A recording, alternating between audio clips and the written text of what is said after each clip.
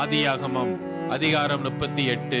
அக்காலத்திலே யூதா தன் சகோதரரை விட்டு அதுல்லாம் ஊரானாகிய ஈரா என்னும் ஒரு மனிதனிடத்தில் போய் சேர்ந்தான்.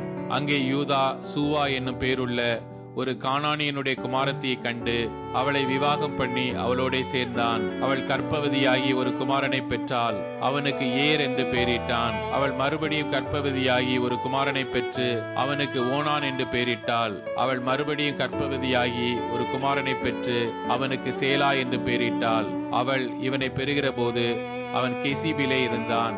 யூதா தன் மூத்த மகனாகிய ஏர் என்பவனுக்கு தாமார் என்னும் பேருள்ள ஒரு பெண்ணை கொண்டான்.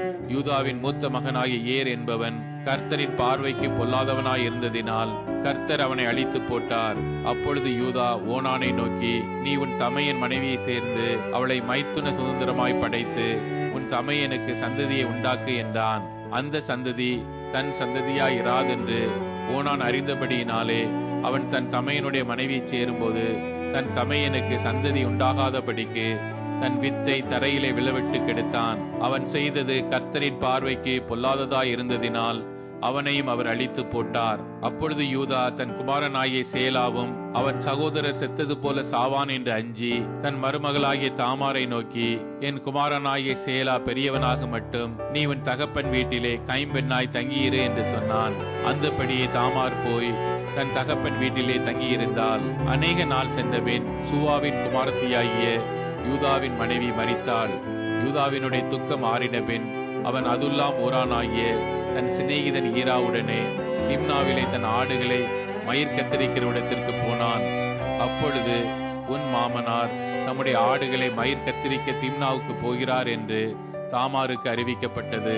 சேலா பெரியவனாகியும் தான் அவனுக்கு மனைவியாக கொடுக்கப்படவில்லை என்று அவள் கண்டபடியால் தன் கைம்பெண்ணுக்குரிய வஸ்திரங்களை களைந்து போட்டு முக்காடிட்டு தன்னை மூடிக்கொண்டு திம்னாவுக்கு போகிற வழியில் இருக்கிற நீரூற்றுகளுக்கு முன்பாக உட்கார்ந்தாள். யூதா அவளை கண்டு அவள் தன் முகத்தை மூடியிருந்தபடியால் அவள் ஒரு வேசி என்று நினைத்து அந்த வழியாய் அவளிடத்தில் போய் அவள் தன் மருமகள் என்று அறியாமல், நான் உன்னிடத்தில் சேரும்படி வருவாயா என்றான். அதற்கு அவள், நீர் என்னிடத்தில் சேரும்படி எனக்கு என்ன தருவீர் என்றாள். அதற்கு அவன், நான் மந்தையிலிருந்து ஒரு வெள்ளாட்டுக்குட்டியை அனுப்புகிறேன் என்றான். அதற்கு அவள், நீர் அதை அனுப்பும் அளவும் ஒரு அடைமானம் கொடுப்பீரோ என்றாள். அப்பொழுது அவன், நான் உனக்கு அடைமானமாக என்ன கொடுக்க வேண்டும் என்று கேட்டான். அதற்கு அவள், உம்முடைய முத்திரை மோதிரமும் உம்முடைய ஆரமும் உம்முடைய கைக்கோலும் கொடுக்க வேண்டும் என்றாள். அவன் அவைகளை அவளுக்கு கொடுத்து அவளிடத்தில் சேர்ந்தான்.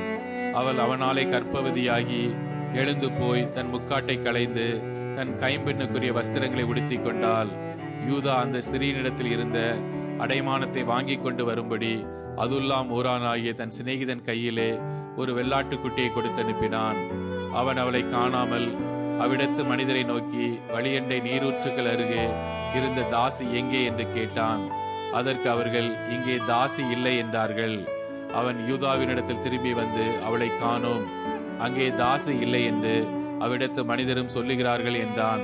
அப்பொழுது யூதா, இதோ இந்த ஆட்டுக்குட்டியை அனுப்பினேன், நீ அவளை காணவில்லை, நமக்கு அவகீர்த்தி வராதபடிக்கு அவள் அதை கொண்டு போனால் போகட்டும் என்றான்.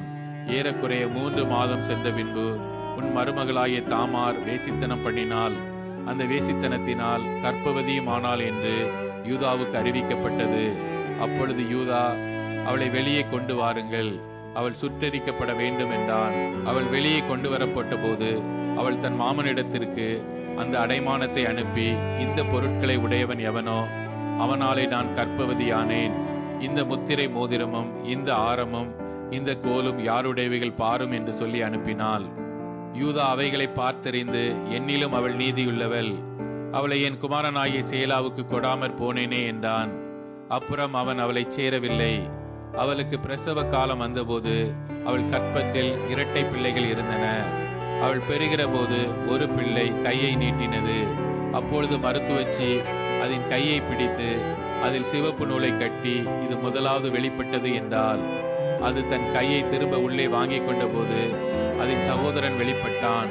அப்பொழுது அவள், நீ மீறி வந்ததென்ன, இந்த மீறுதல் உன்மேல் நிற்கும் என்றாள். அதனாலே அவனுக்கு பாரேஸ் என்று பெயரிடப்பட்டது. பிற்பாடு கையில் சிவப்பு நூல் கட்டியிருந்த அவனுடைய தம்பி வெளிப்பட்டான். அவனுக்கு சேரா என்று பெயரிடப்பட்டது.